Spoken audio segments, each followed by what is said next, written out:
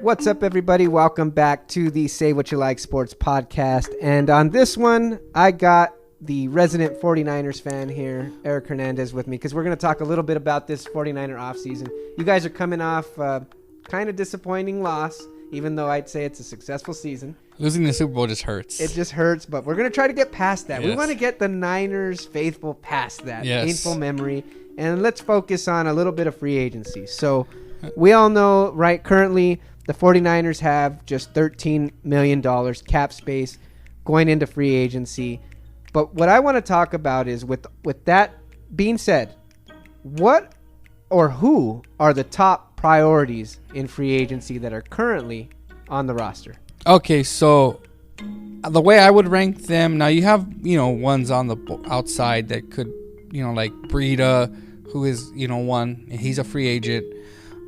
But I feel like that Super Bowl where you didn't see him carry the ball kind of tells you how Shanahan sees him, and I think they're going to ride, Coleman and Mostert, So I really don't see Breida coming back, if at all.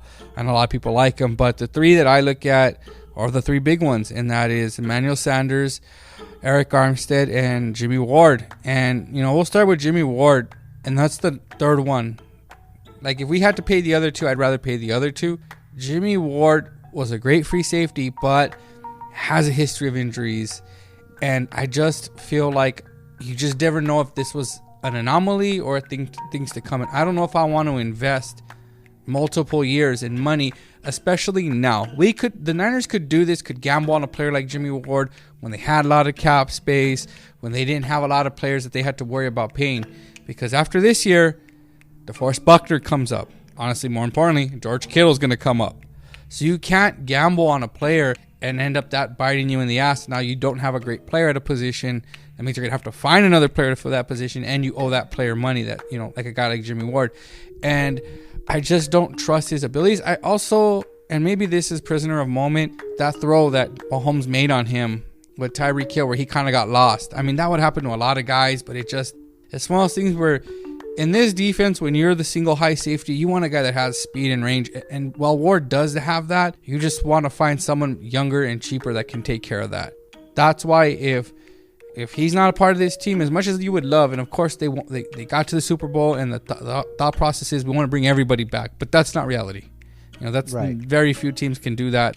But at the end of the day, I just think Jimmy Ward, if he goes off in better places, then that's great. I think that between the draft, free agency, and who they have on the roster, they can find someone to maybe fill that void for a year and save that money to allocate somewhere else. Right. So who would you say, after ranking Ward as third, who would you tab number two? Now, this is going to shock some 49er fans, and I might get a little bit of hate, but I think it's Eric Armstead. And I know he's younger than Emmanuel Sanders, and he produced. I mean, this was his first thing. He led the Niners in sacks. But when I look at it, one thing is how much of that was due to the fact you had D Ford on one side and Nick Bosa on the other. Eric Armstead's a great player. I think he's showing the tip. But at the end of the day, and this goes back to something I think we both believe in, great defenses don't stay great year after year after year in this league anymore. They just don't. You can bring the entire San Francisco 49er defense back, every single person back, and they are not going to replicate the type of numbers. They were historic on defense in the past game. It is so hard to replicate those type of numbers, even if you bring everybody back. I mean, you look at teams like the Jacksonville Jaguars. Don't worry about their defense took a step back after they were in the AFC Championship against New England. Guess what? Their defense. Jalen Ramsey went from the best corner in the league to getting burned a couple times. Khalil Mack last year, the Bears defense. Khalil Mack had 19 sacks. What do you have? 4 this year? So defenses, they vary year to year. The best defense that's probably been around is, not great to say, but the Legion of Boom stayed pretty good year after year after year for a while. But I think that's why you don't invest heavy in the defense. And I also think that you have to let some of guys like Solomon Thomas, you have to give them a shot. You have guys like Ronald Blair that you can buy cheap. You have guys like DJ Jones. There are players on this roster, especially on that defensive line, because it was so stout, that I want to see get opportunities and save that if they have to franchise $17 million and allocate it to the offense. Because at the end of the day, the offense is what's going to keep this team good day in and day out, year in and year out. You look at the Saints. They're great because their offense. They've been consistent. Their offense has made them consistent.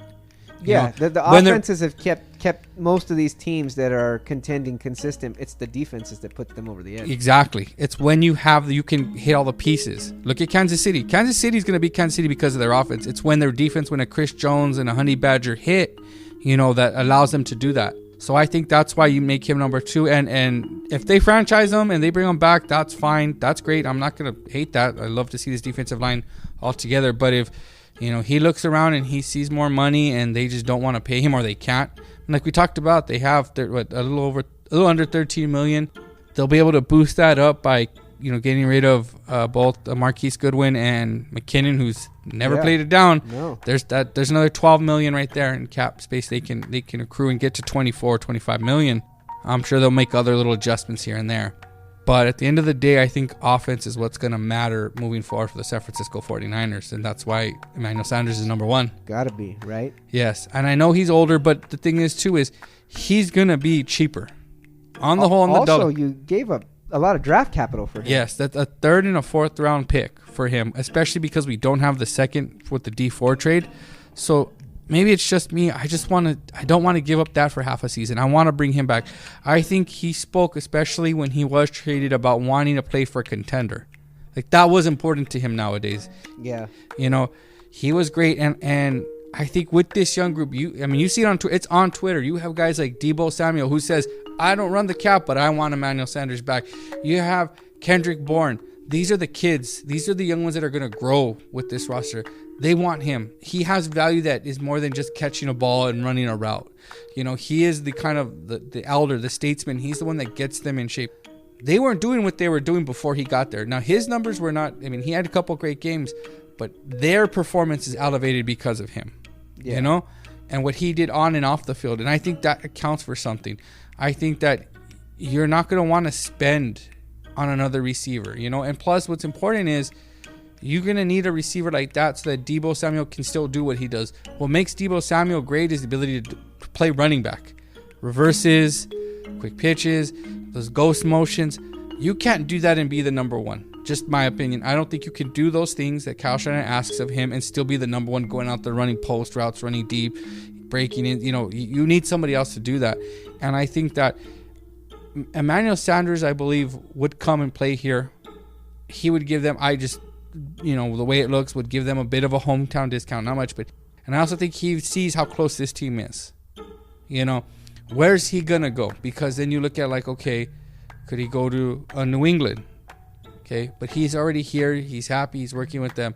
He is the one I want to see back. If they don't bring him back, I'm very leery about how this receiving core is going to look in 2022, especially because you expect and want Garoppolo to take the next step in the passing game as far as consistency, eliminating mistakes, being able to have a guy who he grew some chemistry with the year before, who's older, a little more dependable, is something that's important for this team moving forward. So Emmanuel Sanders is the number 1, I think.